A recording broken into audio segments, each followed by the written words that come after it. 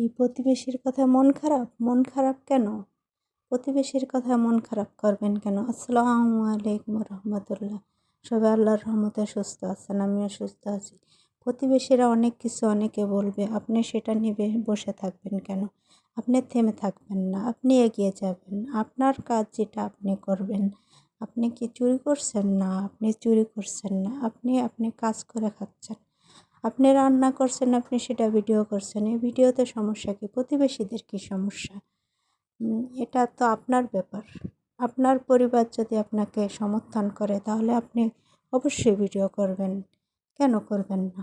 আপনি রাগ করে বসে থাকলে তো হবে না। রেগে গেলেন তো হেরে গেলেন। হেরে যাওয়া চলবে না। সামনের দিকে এগিয়ে যান আপনি। আপনার কাজ আপনি করেন।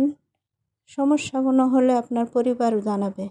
পরিবারের সমস্যা হলে আপনি না করলেন। এখন আপনার পরিবারের সমস্যা না, আপনার পরিবার সমর্থন দিচ্ছে। আপনি এটা করবেন। আপনি প্রতিবেশীর কথায় কেন রাগ করে মন খারাপ করবেন? মন খারাপ করে বসে থাকবেন, কাজ ছেড়ে দিবেন কেন? এটা তো